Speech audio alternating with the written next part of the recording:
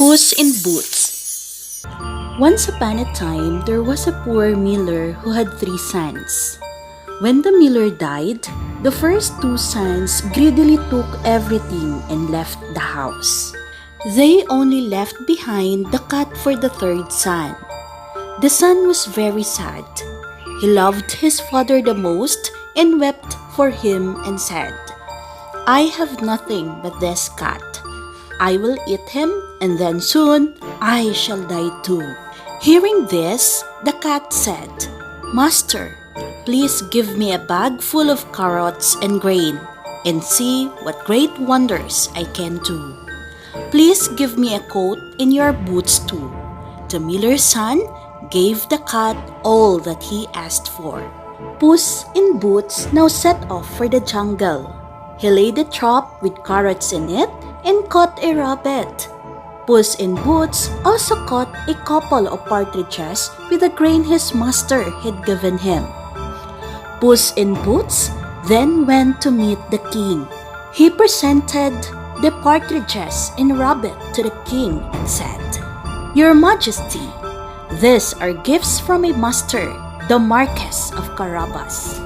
The king was very pleased with the gifts. On his way back home, Puss in Boots passed by some fields where harvesters were working in the sun. He commanded them, "If anyone asks you whom this field belongs to, you must reply that it belongs to the Marquess of Carabas. If you do not agree, I will get the ogre to eat you all up." The workers were frightened of the ogre and agreed to do so. When Puss in Boots reached home, he told his master, "Master, you will be meeting the king soon. Do as I say. Go to the river nearby and have a bath." The man did as his cat told him to. He took off his clothes and jumped into the river. Puss in Boots immediately took all the clothes and hid behind a rock nearby. When the king's carriage passed by, the cat went up to the king and said, "Your Majesty, my master is drowning. Some thugs robbed him of his fine clothes and pushed him into this river. Please save him." The king, on hearing this, commanded his servants, "Save the Marquess of Carabas and give him the finest clothes to wear." They did as he told them. The cat and his master were very happy. Now, when the carriage went past the fields, the king stopped by and asked the workers, "To whom do these fields belong?" They replied, "The Marquess of Carabas, your Majesty." The king was very pleased to hear this. Puss in Boots, in the meantime, ran ahead of the king's carriage. He went to the castle nearby. There lived a ferocious ogre. The cat said to him, "I have heard of your mighty powers. I have heard you can become anything you want to."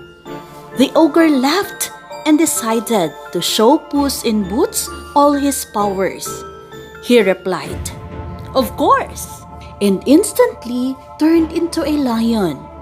Then the ogre became a monkey and finally became his real self. Now, the clever cat challenged, "I am sure you cannot become one of the tiniest creatures in the world. You can never become a mouse." The ogre was enraged and said, "Watch this." Saying this, he turned into a tiny mouse. Puss in Boots quickly pounced on him and ate him up. When the king and the miller's son reached the castle, the cat said, "Welcome, your Majesty. This is the castle of the Marquess of Carabas." Hearing this, the king was very pleased. He asked the miller's son to marry his youngest and loveliest daughter. The miller's son knew that the king's daughter was very beautiful and agreed. Soon, they were married and lived happily ever after in the castle.